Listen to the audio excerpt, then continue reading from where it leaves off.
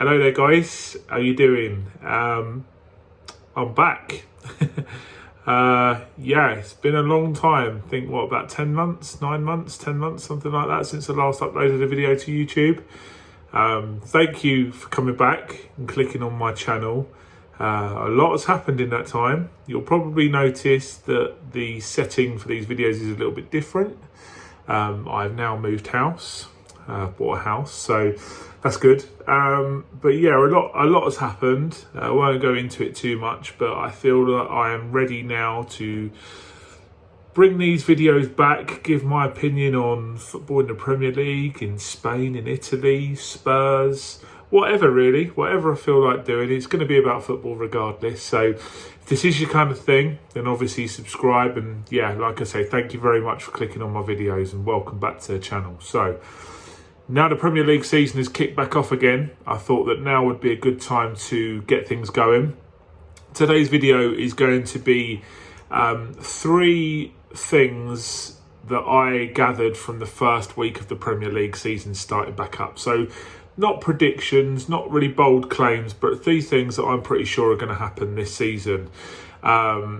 You know, obviously a hell of a lot happens. Spurs won 4-1, which was an excellent result. I think that this isn't one of my predictions because I think a lot of people think it.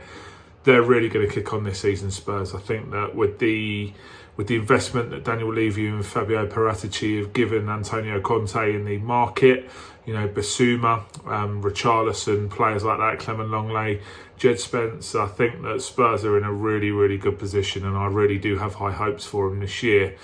Maybe need another midfielder, maybe need another centre-half, I'm not too sure, but we're certainly on the right track, that's for sure. You know, rewind a year ago back to when Nuno was manager, and I think that things were a little bit different. The whole mood around the club has completely changed, and obviously with that 4-1 win to for Spurs against Southampton at White Hart Lane, I think there are real foundations there for us to kick on. I think top 4 is almost a no-brainer this season. I don't want to say that we'll be challenging for the league, but I think 3rd place is almost certainly up for grabs. So we'll see how we get on this year. And that's where I want to start with my first prediction this season. I think that, you know, obviously with the 4-1 win, there was a standout player in that game, and that's Dejan Kulusevski. So my first prediction this season is that he is going to become one of the best players in the Premier League this season. Obviously, you've got players like Kevin De Bruyne, Mo Salah, players like that, Alisson, Ederson, Virgil van Dijk, you know, absolutely world-class players. I think Dejan Kulusevski is going to be on that level by the end of this season. Obviously, only 22 years old. He's got 6 goals and 9 assists already for Spurs in just 21 games across all competitions. Obviously, he's left-footed Swedish international, plays off the right-hand side. If you have seen this guy play in real life, which I've been lucky enough to, I've been to a few games where he's played, he is absolutely brilliant. He's a big lad, he's strong, he's aggressive, but the thing that really stands out for me is his technique and his sort of like deftness on the ball. He kind of caresses the ball, he's a great dribbler, he cuts in off that right-hand side with that left foot, he's brilliant to watch. And I really do think that he's made that right-hand side of the Spurs front 3 attack his own. He's brilliant to watch. He interlinks so well with Sonny and Kane up front as well. And despite the £60 million addition of Richarlison, I think he's almost a certainty to start every single game. He works hard, which is exactly what Antonio Conte wants him to do. And yeah, I think he's just going to kick on, and he's really going to produce numbers. I think he got better numbers than Luis Diaz, who come in for Liverpool last season at the same point as well. And look what people have been saying about Luis Diaz. He is an absolute baller, and yeah, that's my first prediction. I think he's in the running for perhaps player of the season, depending on how he does this year.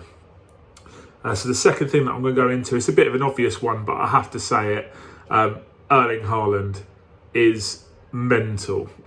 He is going to score a ludicrous amount of goals in the Premier League. You know, obviously, you know, you just have a look at it in the way he took his goals against West Ham yesterday were absolutely brilliant. I mean, the second one where he's clean through on goal, the players almost just gave up, and that's the mentality that they have against this guy. You know, a lot like Kulusevski, he's left-footed, he's big, he's strong, but he's got that arrogance and that confidence about him. And I think that one thing that's really going to set him apart is the team that he's playing in and the chances that he's going to get. You know, when you've got Grealish, you've got Foden, you've got Kevin De Bruyne behind you, slotting in balls to your left, right and centre all season, I'm going to go bold and I think he's going to get a minimum of 30 Premier League goals this season.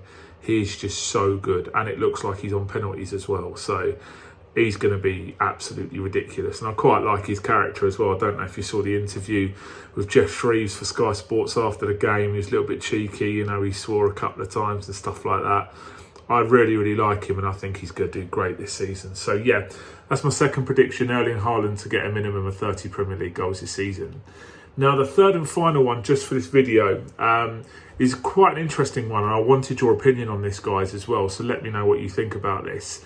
My third one is going to be that I think Steven Gerrard's going to be the first Premier League manager to get sacked this season.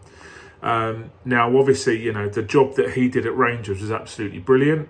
You know, he kind of broke the Celtic 10 in a row league title thing. You know, he won Rangers, the Scottish Premiership. He did a really, really good job there. He turned Rangers around and turned them into trophy winners again. Now, everyone thought he was going to wait at Rangers until he got the Liverpool job. Didn't happen, and he went to Villa.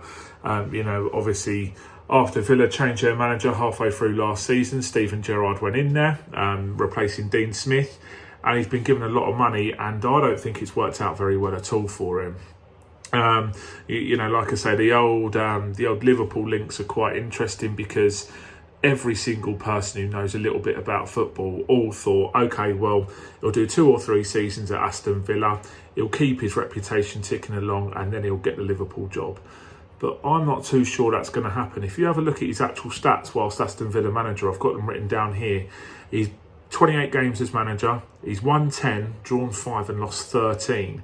He's got a 35% win rate, and he's signed players such as Diego Carlos and Coutinho, who are going to be on massive wages. Now, there was I think it was Jason Burt at the Telegraph, one of the journalists who cover Aston Villa, I think it is. A lot of people are saying that there's some discontent amongst the players at the club as to how he handled stripping Tyrone Mings of the captaincy. Apparently he was very disrespectful behind the scenes, and there is a lot to be desired in regards to his man management. So we will see how that one goes with Steven Gerrard. But yeah, I mean, his football doesn't look great. I really don't know how that's going to turn out there, but I think it could disintegrate quite quickly there with Steven Gerrard at Villa. I think he's going to be the first one to go. You know, they limped over the line last season, finished mid-table, weren't great at all, and obviously lost to Bournemouth on the first game of this season. So you know what modern day players are like. It won't take a lot if they're already a little bit miffed with him and the way that he's talking to them.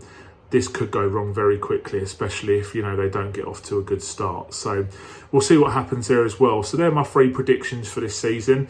Haaland to get over 30 Premier League goals, Kulusevski to be in the running for Premier League Player of the Year, and Steven Gerrard to be the first manager to get sacked this season. So let me know what your thoughts are on that. Alternatively, or, you know, additionally in the comments, let me know what your predictions are. You got any bold predictions for this season? Any sackings, or, you know, players to come out of nowhere to have a worldie of a season? Let me know. But yeah, it's good to be back, guys. Please subscribe to the channel. Any feedback would be brilliant. Follow me on Twitter and stuff like that. And until next time, I'll see you soon. Take care. See you later. Cheers.